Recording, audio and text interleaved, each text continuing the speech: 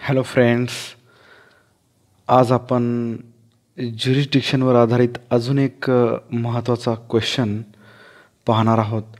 तो म्हणजे discuss the statement there is no difference between error within jurisdiction and error outside jurisdiction.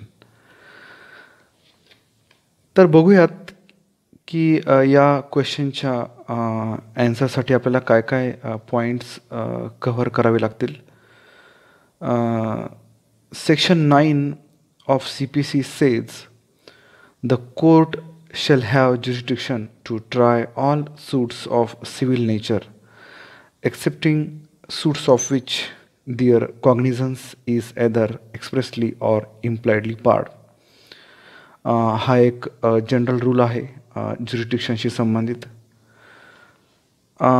ज्युरिस्डिक्शनचं क्वेश्चनचं answer लिहित असताना meaning देखील लिहिणं आवश्यक आहे ज्युरिस्डिक्शन या कन्सेप्टचं.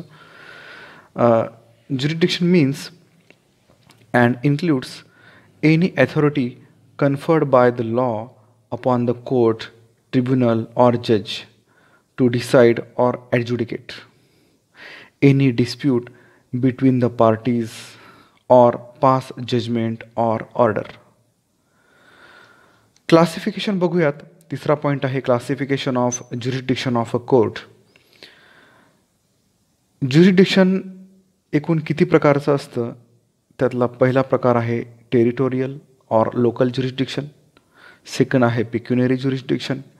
थर्ड आहे jurisdiction as to subject matter. आणि फोर्थ आहे ओरिजिनल और अपिलिएट ज्युरिस्डिक्शन. आता चौथा पॉईंट बघूयात, ज्युरिस्डिक्शनल एरर म्हणजे काय. Jurisdictional error occurs when the extent of that authority is misconceived. तर या ज्युरिस्डिक्शनल एररचे दोन काइंड्समध्ये डिवायडेशन आपण करूया. त्यामध्ये फर्स्ट काइंड आहे एरर विदिन ज्युरिस्डिक्शन, किंवा त्याला दुसऱ्या शब्दामध्ये आपण म्हणूया irregular exercise of jurisdiction. Error within jurisdiction किंवा इरेग्युलर एक्झरसाइज ऑफ ज्युरिस्डिक्शन. आता error within jurisdiction means when there is jurisdiction to court but it is exercised erroneously. म्हणजे कोर्टाला ज्युरिस्डिक्शन आहे पण त्याचं जे इम्प्लिमेंटेशन आहे ते एक्झरसाइज करण्यामध्ये चूक झालेली आहे. अशा वेळेला आपण म्हणतो एरर विदिन ज्युरिस्डिक्शन. ज्युरिस्डिक्शन आहे परंतु एरर क्रिएट झाला आहे त्यामध्ये.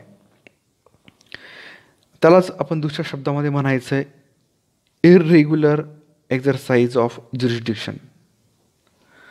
आता या एरर विदिन ज्युरिस्डिक्शनमध्ये एक पहिला पॉईंट बघूया आपण. Supreme court observe that a court be held to have jurisdiction to decide a particular matter, it must have jurisdiction to try the suit brought but must also have the authority to pass the order sought for. म्हणजे एखाद्या सूट decide करताना कोर्टाला jurisdiction तर असावं परंतु authority देखील असावी ते पास करण्याची. त्यानंतर सेकंड पॉईंट आहे irregular exercise of jurisdiction occurs when by rendering and erroneous decision fails to exercise the jurisdiction vested in it. Third आहे decree is not null and void because passing and erroneous decision is well within the authority vested in court which has inherent jurisdiction. आता error within jurisdiction, error जर झाली अशा वेळेला ती जी decree असेल ती null and व्हाईड असणार नाही. त्याचं कारण असं आहे की एररियस जरी डिसिजन असलं तरी देखील ॲथॉरिटीमध्ये असतानाच ते डिसिजन देण्यात आलेलं आहे. त्यामुळं चौथा पॉईंट आहे an erroneous decision is a defect which can only be cured through the procedures mentioned in the CPC and does not make the decree past a nullity. पाचवा पॉइंट आहे plea for setting aside of a decree or order made on the grounds of irregularity in exercising jurisdiction must be made at the earliest possible time. जेवढ्या लवकर जेवढ्या आधी शक्य होईल तेवढ्या आधी ती प्ली घ्यायची आहे. त्यानंतर 6वा पॉईंट आहे त्यातलाच an error within the jurisdiction does not cause decision for proceeding to be void or nullity. The decision is liable to be set aside by appeal if the statute has creating right to appeal against the decision or by certiorari writ for error of law on the face of record if there is another court which jurisdiction to issue that writ. आणि 7वा point आहे suit barred by time and court passed decree it is irregular exercise of the jurisdiction and not lack of jurisdiction. हे सगळे महत्त्वाचे points आहेत error within jurisdiction किंवा irregular exercise of jurisdiction याचे. आता हा आपण एक पहिला काइंड पाहिला, ज्युरिडिक्शनल एररचा पहिला काइंड पाहिला. आता याचं दुसरा काइंड असा आहे की एरर आउटसाइड ज्युरिडिक्शन किंवा त्याला आपल्याला म्हणता येईल लॅक ऑफ ज्युरिडिक्शन किंवा want of jurisdiction. Error outside jurisdiction means काय ते आता बघूयात आपण. Error outside jurisdiction means when there is no jurisdiction and matter is decided by the court. It means the case is outside the purview of the court. त्यातला first point आहे if there is inherent lack of jurisdiction the decree passed by a civil court is a nullity and that nullity can be set up in any collateral proceeding. Second point आहे in case of lack of jurisdiction validity of the decree can be challenged at any stage and such decree may be nullified by the court and decree would be void ab initio. तिसरा point आहे for the lack of jurisdiction subject matter to be decided in the suit should be outside the jurisdiction. Fourth point आहे a court is said to be lacking jurisdiction if, with respect to a certain suit, it does not have the power to decree it owing to limitation of subject matter, territory, pecuniary limitation, etc. पाचवा point आहे however a decree can be nullified at the option of a party only in the event that the court lacks the jurisdiction with respect to subject matter of the suit. 6वा point आहे the aforesaid applies the court cannot set the lacking of jurisdiction.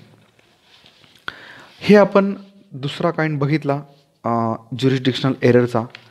यानंतर आपण बघूयात की महत्त्वाचे difference काय आहेत irregular exercise of jurisdiction आणि लॅक ऑफ ज्युरिडिक्शन म्हणजेच एरर विदिन ज्युरिडिक्शनचे आणि एरर आउटसाइड ऑफ ज्युरिडिक्शनचे. तर बघूयात पहिला पॉईंट आहे jurisdiction court has jurisdiction to decide in the matter but it is exercised erroneously by the court. हा पहिला पॉईंट आहे. लॅक ऑफ ज्युरिडिक्शन म्हणजे no jurisdiction to decide matter but matter is decided by the court. एकामध्ये jurisdiction असतं पण error असते, दुसरीकडं ज्युरिडिक्शनच नसतं तरी देखील मॅटर डिसाईड केलेलं असतं, त्याला आपण लॅक ऑफ ज्युरिडिक्शन म्हणतो. Second, if the decree passed by the court erroneously it will not be null and void. The decision is liable to be set aside in appeal etcetera. Lack of ज्युरिडिक्शनच्या बाबतीमध्ये if the decree passed by the court it will be null and void. इकडे null and void होणार नाही, इकडे null and void असेल.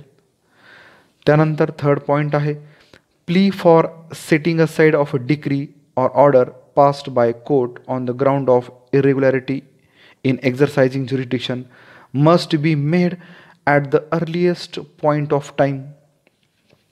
Lakh of ज्युरिडिक्शनच्या बाबतीमध्ये plea for setting aside of a decree or order passed without jurisdiction by a court can be made at any point of time.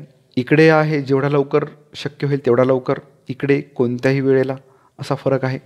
चौथा point आहे judgment किंवा decree given by the court by irregular exercise of jurisdiction is binding on parties if not set aside by appellate court.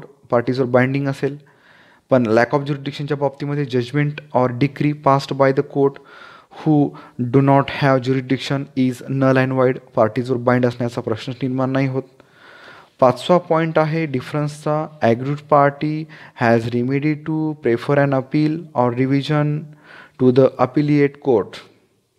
आणि lack of ज्युरिडिक्शनच्या बाबतीमध्ये पाचवा point आहे the decision given can be set up at nullity or nullity of such decision can be set up in collateral proceeding. हे आपण महत्त्वाचे डिफरन्सेसचे मुद्दे बघितले, एरर विदिन ज्युरिडिक्शन आणि एरर आउटसाइड ज्युरिडिक्शन या दोघांमधले. आणि एक कन्क्लुडिंग आपण असं म्हणू शकतो की there is difference between the error within jurisdiction and error outside of the jurisdiction. Error outside of the jurisdiction or lack of jurisdiction strikes at the root of the exercise and want of jurisdiction, may vitiate the proceeding, rendering them and orders passed therein is nullity. An error within jurisdiction or irregular exercise of jurisdiction by a court will not vitiate the legality and validity of the proceeding unless they are set aside as per the procedure laid down under the law. अशा रीतीनं आपण error within jurisdiction आणि error outside of jurisdiction हा एक महत्त्वाचा question या ठिकाणी discuss केला. थँक्यू.